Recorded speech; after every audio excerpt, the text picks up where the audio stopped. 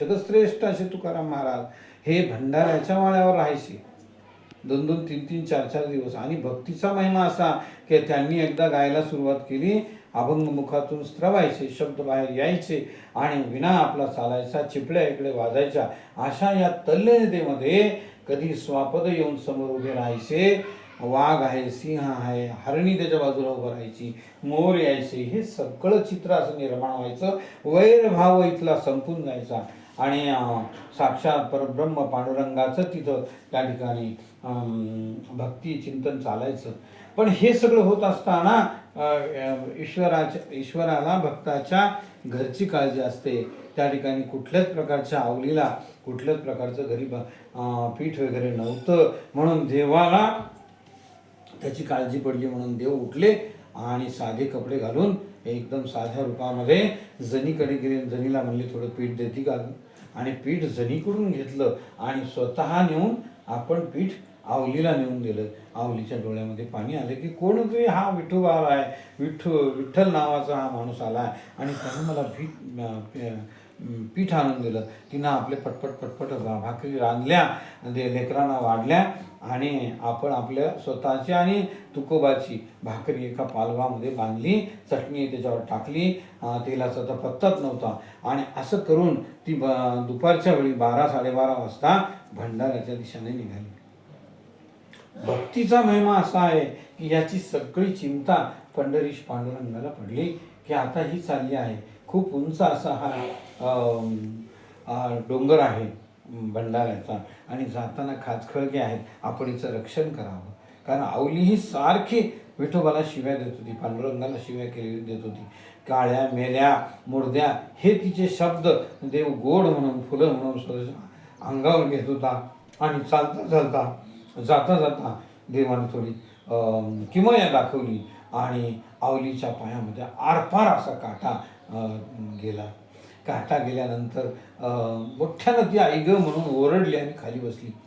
आपल्या डोक्यावरचं पालवं खाली ठेवलं आणि इकडे तिकडे पाहू लागली, पण तिच्या मदतीला कोणीही नव्हतं. मोठा असा काटा, कारण पायामध्ये काहीच नव्हतं, मोठा असा काटा आरपार पायामध्ये गेला होता. आता भगवंताला ही काळजी पडली की आता कसं करावं. हिला जर कोणीच जर नाही हे झालं तर तिला तुकाराम महाराज उपाशी राहतील, ती सुद्धा उपाशी राहील. म्हणून एका गुरख्याचं रूप घेऊन स्वतः पंढरीश पांडुरंग त्या ठिकाणी आले आणि मोठ्याने आवाज देत आजीला म्हणाले, आजी काय झालं ग, खाली बसलीस? कोण रे बाबा तू? मेल्या मुर्द्या बघ ना रे, एवढा मोठा काटा माझ्या पायामध्ये गेला आणि म्हणून तो असा ओणवा झाला. मी काढू का काटा? काय रे बोरा नाव तुझं? मला इट्या म्हणतात, इट्या.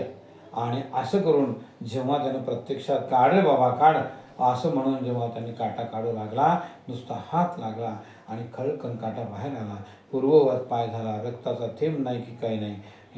आवली पाहतच राहिली की काय हा प्रकार आहे, कोण आहे हा विट्या, आणि यानं माझी सगळी वेदना गायब झाली. म्हणून ती विचारली, खरं सांग रे तू कोण असते, मला खोटं बोलू नकोस, मेल्या उद्या लवकर सांग. आणि म्हणून साक्षात चतुर्भुज असा पंढरीश पांडुरंग आवलीच्या समोर उभा राहिला आणि पंढरपूरच्या विठोबाला बघितल्यानंतर आवलीचा माथा सरकला. कारण तिला असं वाटत होतं की माझ्या संसारात विष घालवणारा हाच पंढरीचा पांडुरंग आहे, तो बदमाश आहे, तो चोर आहे, तो त्याच्यामुळं ती मोठमोठ्याने तिला शिवे देऊ लागली. मेल्या मुर्द्या, काळ्या अशा विठ्या, तुझ्यामुळं माझा सगळा संसार वाटोळ झाला रे, असं म्हणून त्याला दगड घेऊन ती मारू लागली. आणि हा साक्षात परमात्मा पुढे पळू लागला आणि त्याच्या मागे आवली पळू लागली. असा हा भक्तीचा सुंदर असा सोहळा या ठिकाणी आपल्याला बघायला मिळतो. खरं पाहिजे अपशब्द दिल्यानंतर, कोणी आपल्यावर अपशब्द वापरल्यानंतर माणसाची प्रवृत्ती अशी आहे की माणूस त्या ठिकाणी जात नाही. तिच्या साह्यभूत सोडून द्या, पण त्या ठिकाणी जात सुद्धा नाही. पण पंढरीश पांडुरंगाला माहीत होतं, जरीही वरकरणी म्हणजे फणसासारखी अशी काटे असणारी ही स्त्री वाटत असली तरी तिचं सुद्धा अंतःकरण तुकारामासाठी अत्यंत मवाळ आहे, समाजासाठी सुद्धा मवाळ आहे. परंतु तिचा संसार तुटून पडतो आहे पंढरीश पांडुरंगाच्या भक्तीमुळं. लेकराला 2-2, 3-3 दिवस उपास पडतात म्हणून ती चिडलेली आहे. हे सारं भगवंताला आठवतं, लक्षात येतं. आणि मग तो म्हणतो, लवकर घेऊन जाय तुका याला तुझ्या नवऱ्याला भूक लागलेली असेल असं म्हणून तिला लक्षात आणून दिलं. आवलीनं पुन्हा ते आपलं गाठोडं डोक्यावर घेतलं आणि ती चालत चालत चालत पुढे जेव्हा गेली तेव्हा पांडुरंग अंतर्गत पावले. आणि तिथे गेल्यानंतर जेव्हा देवाची आपल्या नवऱ्याची समाधी लागली त्यांनी पाहिलं की ते अगदी असे डोक्यावर गळ्यामध्ये विणा घेऊन आणि हातामध्ये चिपळी वाजवत अत्यंत दुसऱ्या दुनियेमध्ये, भक्तीच्या दुनियेमध्ये स्वतःला परमानंद असा ते घेत होते. समोर मात्र सिंह, वाघ हे सगळे घाबरून घेतल्यानंतर ती आवली घाबरून गेली आणि मोठ्यानं ओरडली. ओरडल्यानंतर तुकारामांची जी समाधी होती, अभंग समाधी, ती भंग पावली. आणि तुकारामांनी विचारलं, आवले काय झालं?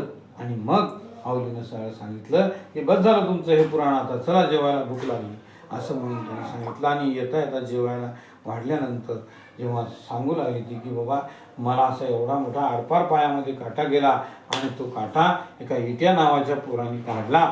आणि नंतर मी त्याला विचारलं, सांग तू कोण आहेस मला, कारण नंतर थोडीसुद्धा माझा पाय दुखणं गेला म्हणून मी त्याला विचारलं की साक्षात पंढरीचा पांडुरंग या ठिकाणी माझा काटा काढायला आला. हे ऐकल्यानंतर तुकाराम महाराजांच्या डोळ्यातून आसवं यायला लागली की हे पांडुरंगा, तू माझ्यासाठी धावत आलास, तू आवलीसाठी धावत आलास. असा हा भक्तीचा परम असा आनंद, असा हा महिमा आपण ह्या ठिकाणी गाऊया.